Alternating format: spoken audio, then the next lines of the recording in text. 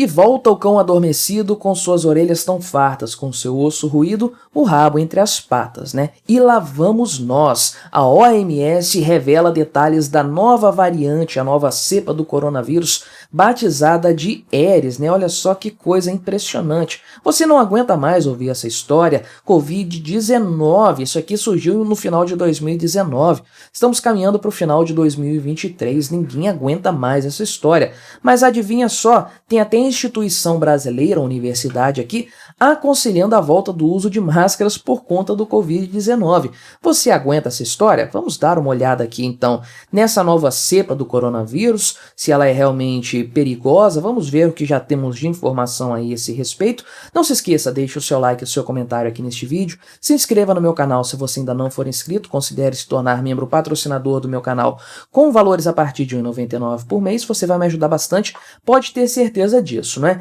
Então, essa nova cepa aqui começou a circular mais recentemente. No dia 9 de agosto, a OMS afirmou que estava monitorando essa cepa, então, desde julho. O nome científico dela aqui é EG5 e ela é uma subvariante da Omicron que ficou muito famosa aí recentemente. Foi a que mais infectou pessoas no final das contas porque realmente tinha um grau de infecção muito alto, embora essa variante aqui, Omicron, seja de fato muito mais amena, né? Acredito que quando eu peguei coronavírus, se você me acompanha há mais tempo, você certamente se lembra de eu gravando vídeos aí com a voz um pouco baqueada, não é? Mas eu acredito que tenha sido essa variante aqui, porque realmente foi uma doença muito amena. Porém, a OMS define aí essa variante chamada de Aedes aí, a EG5, como uma variante preocupante. O quão preocupante, vamos ver, né? Parece aqui, eles especulam que a disseminação dessa variante se deu nas férias de verão do hemisfério norte. Nós estamos aqui outono e inverno nos últimos meses.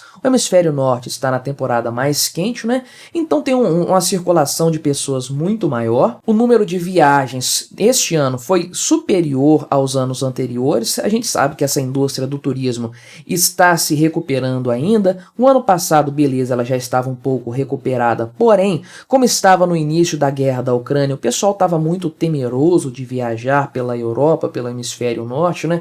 Então esse ano a coisa se recuperou melhor e aí teve então um maior índice de transmissão do coronavírus nessas variantes, inclusive nessas mais novas aí. Então, atualmente eu digo até 7 de agosto, que são os dados mais recentes nesse sentido aí da OMS, né? Mas até 7 de agosto a OMS havia identificado essa cepa aí, casos da infecção pela Aedes, em 51 países, maior parte deles sendo na China, né? A casa do vírus. É claro que teria que ter aí uma infecção maior por lá, não é? Mas seriam 2.000 casos aí aproximadamente na China, mais 1.300 nos Estados Unidos e países próximos aí desses países também, né? Coreia do Sul e Japão perto da China e o Canadá perto dos Estados Unidos, realmente uma coisa mais restrita, tanto ao hemisfério norte quanto ao Pacífico, né? Os casos mais numerosos aqui apresentados pela OMS. Porém, a OMS afirma ainda que essa nova cepa está se disseminando rapidamente por outros países e ela tem um alto grau de contágio. Não sei dizer aqui se mais do que a Omicron normal, ela é uma subvariante, não é? Mas tem um alto grau de contágio aqui.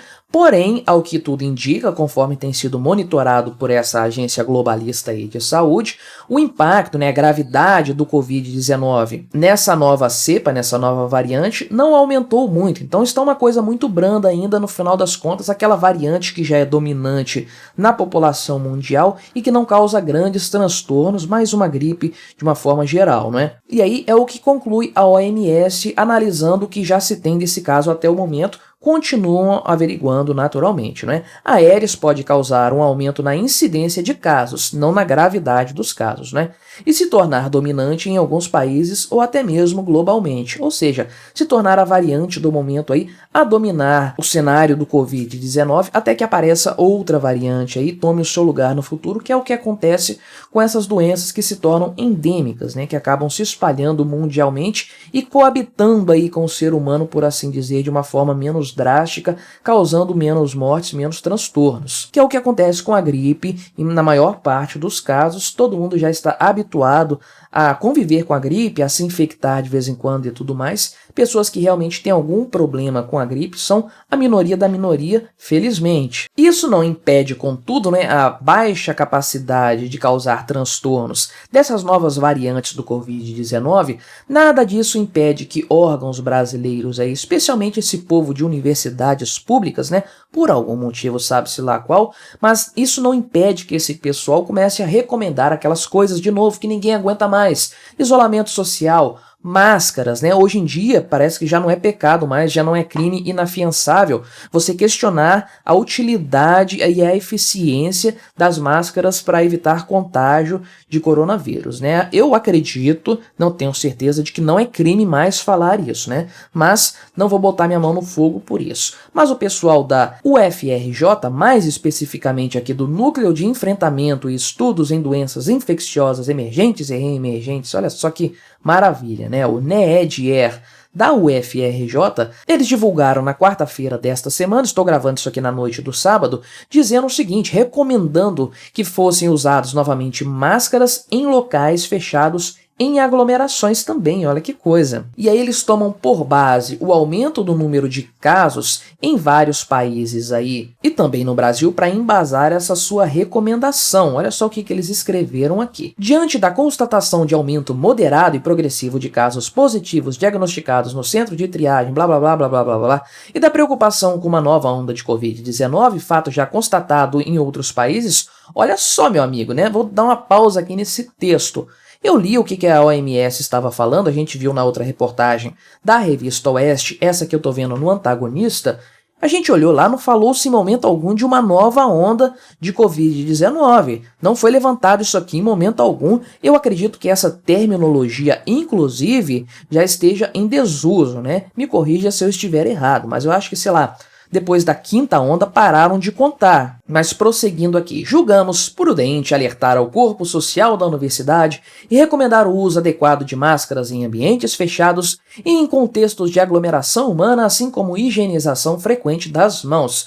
Se eu frequentasse o setor ali de humanas da UFRJ, ali, aquele grupo de faculdades de humanas da UFRJ, certamente eu ia querer higienizar as mãos com frequência também, tomar antibiótico e coisas do tipo, né? Porém, a Sociedade Brasileira de Infectologia, a SBI, informou o contrário, que não é necessário modificar nada nas recomendações atuais em relação ao Covid e qualquer outra doença. E eles falam aqui que, embora essa variante, até o momento aqui que eles publicaram essa nota, não tenha sido identificada no Brasil, a Aedes, né, a EG5, é bem provável que ela já esteja circulando aqui de forma silenciosa, porque a Covid acabou se tornando mesmo endêmica aqui na população brasileira, já está espalhando-se sem causar grandes transtornos, inclusive com grande dificuldades para você diferenciar ela de outros tipos de doenças gripais, doenças do sistema respiratório. E isso se deve ao fato de não termos aí identificado essa variante no Brasil ao fato de que não está sendo feita muita coleta e análise genômica aqui no país, porque é uma doença que não está causando tantos transtornos, mas ninguém liga para o diagnóstico disso aí, assim como ninguém liga para o diagnóstico de um resfriado ou de uma gripe. E aí eles sentenciam a história afirmando justamente isso, né? Não houve modificação no cenário de casos notificados de Covid-19, ou seja, quando chega a notificar isso é porque a pessoa está tendo algum mal-estar, alguma coisa que enseja um pouco mais de cuidado, né? Também não houve aumento de casos da síndrome respiratória aguda grave no Brasil atualmente, que é o grande problema dessa história da Covid-19. Então, se o que está circulando aí é uma cepa que não causa grandes transtornos, que não causa grandes prejuízos, para que então você voltar com toda aquela questão de isolamento, de máscara, de ficar passando álcool em gel na mão? Todo mundo já viu que isso é uma coisa incômoda, que não tem assim uma grande utilidade, uma grande eficiência. Para que voltar com essas coisas? Então, arrisco dizer que o pessoal da UFRJ quer apenas o retorno, não de máscaras nem nada disso aí, mas o retorno das aulas online, da faculdade à distância, porque esse pessoal ficou muito mal acostumado com essa história, né? Mas o que você achou dessa história, dessa nova variante aqui da Covid-19?